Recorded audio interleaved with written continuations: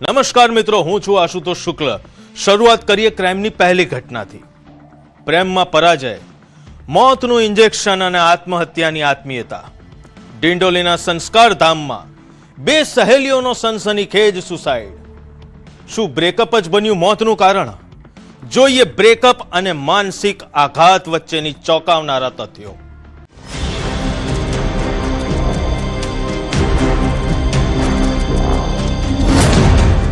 બ્રેકઅપનો ખતરનાક એન્ડ, ધર્મસ્થાનમાં મોતનો કારસો। સુરતનું ડિંડોલી વિસ્તાર અને આત્મીય સંસ્કાર ધામ સ્વામિનારાયણ મંદિર, ભક્તોની ભીડ વચ્ચે બે કોલેજિયન યુવતીઓ લોબીમાં પસાર થાય છે। આ તેમના જીવનના અંતિમ સીસીટીવી ફૂટેજ સાબિત થશે તેની કોઈને કલ્પના નહોતી। મંદિરના વોશરૂમમાં જ્યારે પોલીસ પહોંચી ત્યારે દ્રશ્ય ભયાનક હતું। લોહીનું એક ટીપું વહ્યા વગર બે યુવતીઓએ મોતને વહાલું કર્યું હતું। વોશરૂમમાંથી મળેલી બે બેગ, ડાયરી અને ફોટાઓ ચીસો પાડીને કહી રહ્યા હતા કે આ માત્ર આત્મહત્યા નથી, પણ તૂટેલા દિલની એક દર્દનાક દાસ્તાન છે।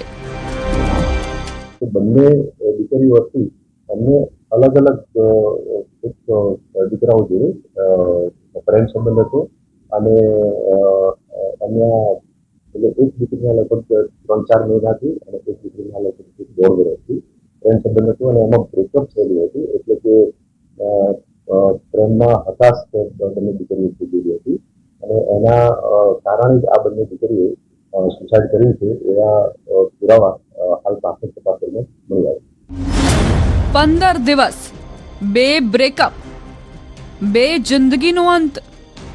રોશની અને જ્યોત્સના, એકની ઉંમર 18 વર્ષ અને બીજી 20 વર્ષની, બંને પાકી બહેનપણીઓ, પણ તેમનું દુઃખ પણ એક સમાન નીકળ્યું। પોલીસ તપાસમાં ખુલાસો થયો છે કે બંનેના પ્રેમ સંબંધોમાં 15 દિવસના અંતરે જ બ્રેકઅપનું ગ્રહણ લાગ્યું હતું। જે ડિંડોલીમાં તેઓ વર્ષોથી સાથે રહેતા હતા ત્યાં જ તેમના દિલ તૂટ્યા। હતાશા એવી કે જીવવું ઝેર લાગ્યું। બંને એકબીજાની પીડા વહેંચી અને અંતે નક્કી કર્યું એક સ્યુસાઇડ પેક્ટ, સાથે મરવાનો અફર નિર્ણય।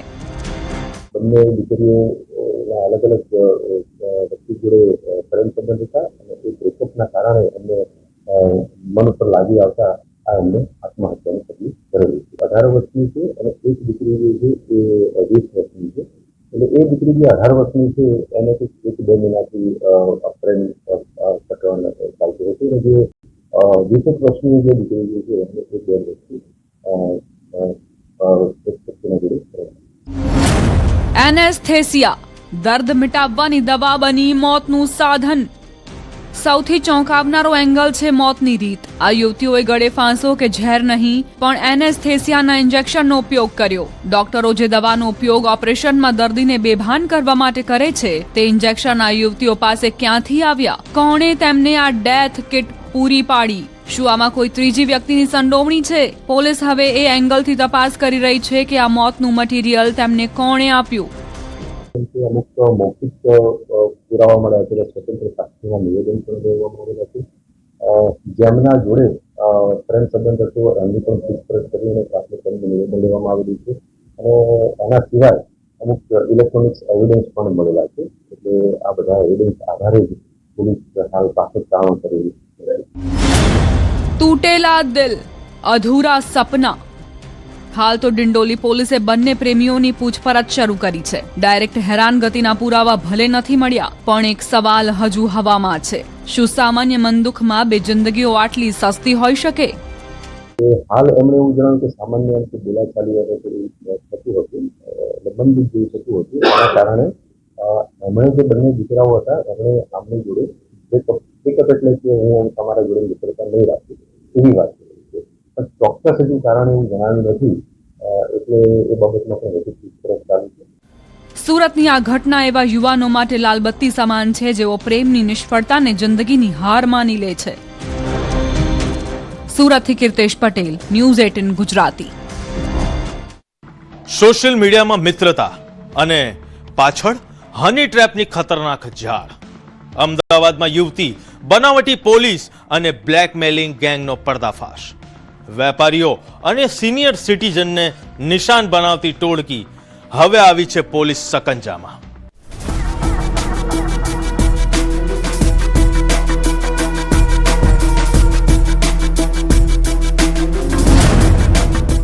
હની ટ્રેપની માયાવી જાળ. Digital darling, real danger. અમદાવાદના રામોલ વિસ્તારમાં આવેલું કર્ણાવતી એન્કલેવ ઉપરથી શાંત દેખાતી આ ઇમારતના એક ફ્લેટમાં રચાતો હતો બરબાદીનો ખેલ. ફેસબુક અને ઇન્સ્ટાગ્રામ પર નાઝ અને ગીતા જેવી માયાવી સુંદરીઓ જાળ બિછાવતી અને શિકાર બનતા શહેરના પ્રતિષ્ઠિત વેપારીઓ. એક ક્લિક પર ફ્રેન્ડશિપ, બીજી ક્લિક પર મુલાકાત અને ત્રીજી ક્લિક પર શરૂ થતો ઉઘાડી લૂંટનો ખતરનાક સિલસિલો. વસ્ત્રાલય એક વેપારી માટે આ માયાવી જાળ મોતનો ફાંસો બનતા રહી ગઈ. જે નાઝ છે, નાઝ પોતે પોતાના અલગ અલગ નામથી ફેસબુકમાં તેમજ ઇન્સ્ટાગ્રામમાં એકાઉન્ટ બનાવતી હતી અને એકાઉન્ટ બનાવીને લોકોના કોન્ટેક્ટ કરીને નાઝ એમની જોડે ચેટ કરીને ત્યારબાદ જે માહિતી એ રવિ પટેલને તેમજ જે હાર્દિક છે જે પકડવાનું બાકી જે લોકોને આપતી હતી એ લોકો એને કન્ફર્મ કહે કે આ વ્યક્તિને તું બોલાય. ત્યારબાદ નાઝ એને આ ફ્લાઇટ ઉપર મળવા બોલાવતી હતી અને પોતે નીચે રિસીવ કરવા જતી હતી અને ઉપર જઈને ત્યારબાદ એ ગીતાને મળાવતી હતી.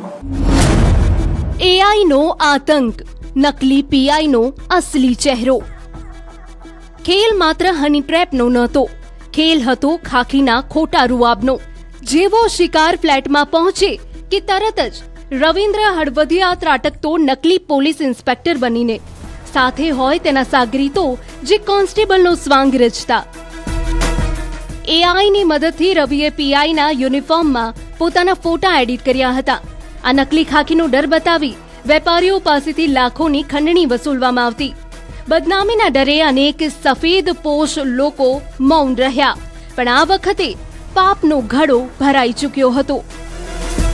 ત્યારબાદ એ લોકો જે રવિ તેમજ જે અન્ય અગાઉ પકડેલા આરોપી તે લોકો પોતે પોલીસના રોલમાં ત્યાં આગળ જઈને જે પણ ભોગ બનનાર હોય એની જોડે પોલીસનો ખોટો સ્વાંગ રચીને પોતે પોલીસમાં જે પોતાની ઉપર કેસ થશે ને સમાજમાં પોતાની બદનામી થશે એવો ડર રાખીને એ લોકો જોડેથી અલગ અલગ અમાઉન્ટની રૂપિયા લેતા હતા. આરોપીઓએ કર્યા 25 થી વધુ શિકાર. આ ટોળકી માત્ર અમદાવાદ પૂરતી સીમિત નહોતી. નરોડાથી લઈને જામનગર, પાલીતાણા અને વડોદરા સુધી આ ગેંગના નેટવર્ક ફેલાયેલા હતા. લક્ઝરી લાઈફ જીવવા માટે 50 હજારના ભાડાની ગાડીઓ ફેરવતા આરોપીઓના મોબાઈલ ફોન હવે અનેક રહસ્ય ખોલી રહ્યા છે. 7 મોબાઈલના ડેટામાં છુપાયેલા છે 20 થી 25 એવા ચહેરાઓ જેઓ આ હનીના ચક્કરમાં પોતાની આબરૂ અને રોકડ ગુમાવી ચૂક્યા છે. રામોલ પોલીસે 8 દિવસના રિમાન્ડ મેળવી તપાસનો ધમધમાટ તેજ કર્યો છે. પણ જે મોબાઈલ મળેલા છે, મોબાઈલ ડેટા તેમજ આ લોકોના સોશિયલ મીડિયા એકાઉન્ટમાં આ લોકોએ કોની જોડે ચેટ કરેલી છે, જે ચેટ કરીને સામે જે પણ લોકો જોડે આ લોકોએ બોલાયા હશે એ લોકોનો પોલીસ સંપર્ક કરશે. તેમજ આ લોકોના જે મોબાઈલ્સમાં વોટ્સએપમાં કે ફોનથી કોની જોડે વાત કરેલી છે એ તમામ લોકોનો સંપર્ક કરીને એમાંથી કેટલા લોકો જોડે આ લોકોએ કરેલું છે. હાલમાં લગભગ 15 થી પણ વધુ લોકો જોડે આ લોકોએ આવું કરેલું હોય એવું પ્રાથમિક તપાસમાં જણાઈ આવે છે.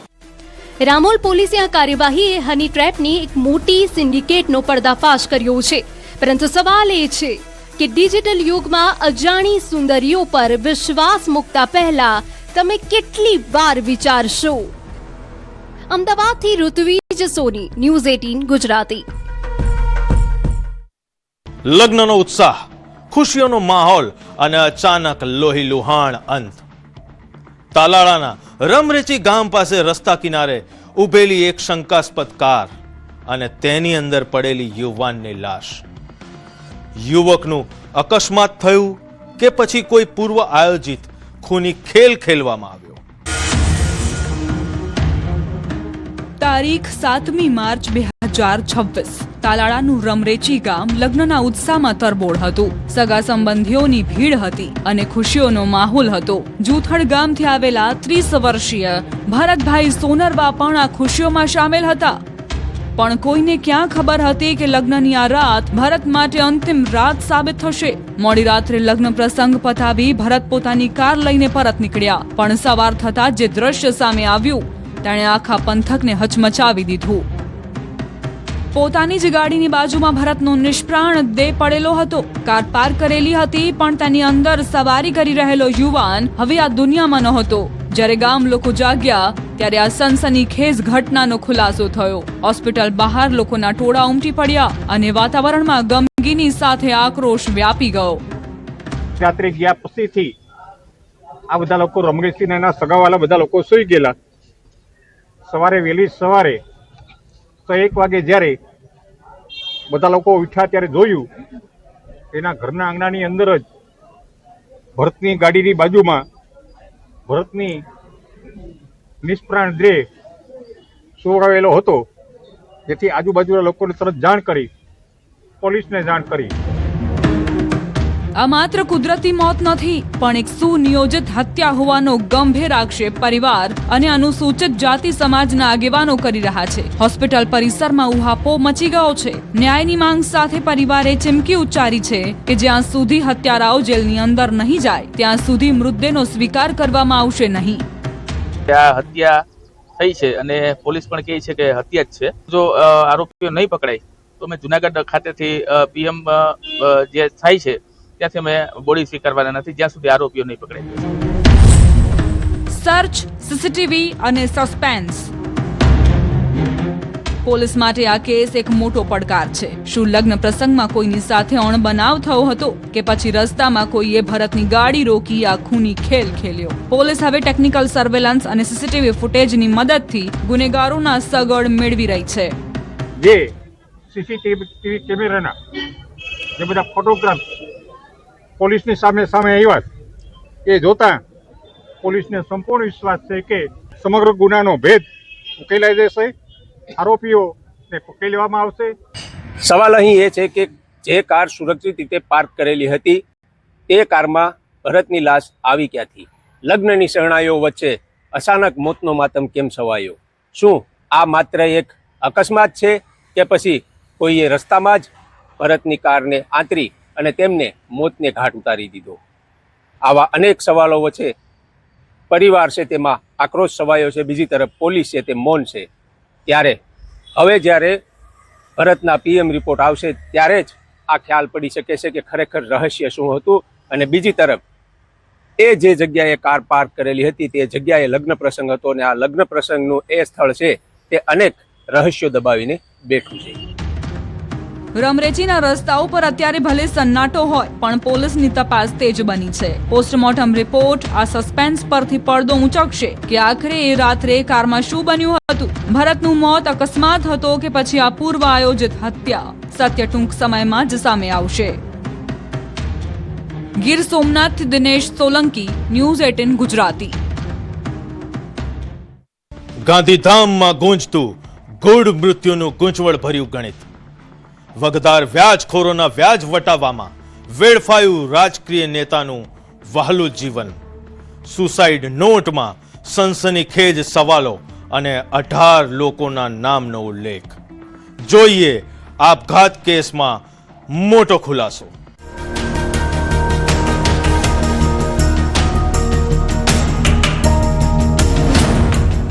વ્યાજનું વિષચક્ર, દીપેશ ત્રિપાઠીના મોતનું રહસ્ય.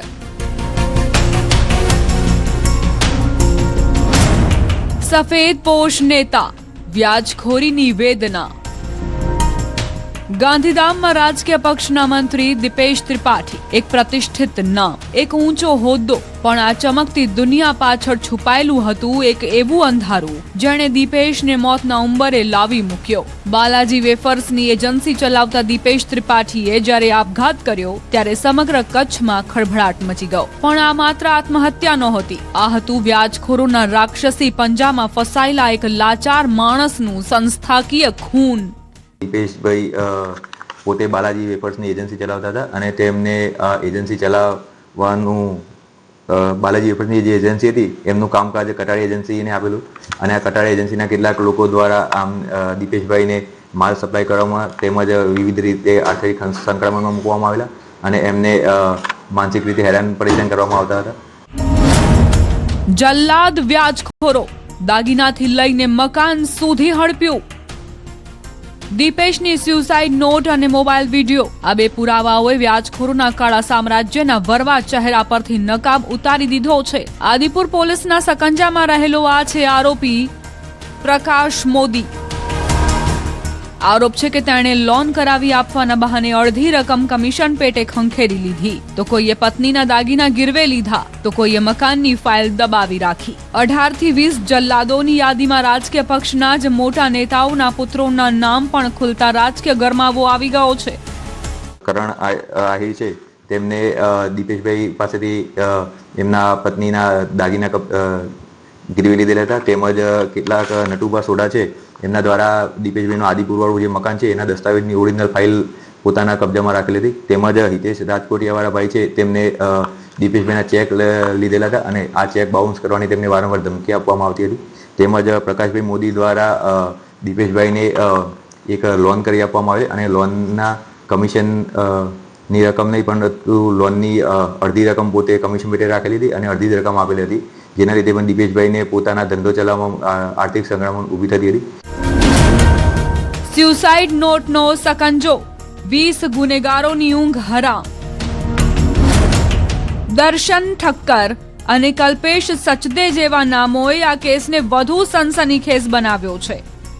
દીપેશ ત્રિપાઠીએ મરતા પહેલા એક પાપનો હિસાબ પોતાની ડાયરીમાં લખ્યો છે. પોલીસે એકની ધરપકડ કરી છે, પણ હજુ 19 શિકારીઓ આઝાદ છે.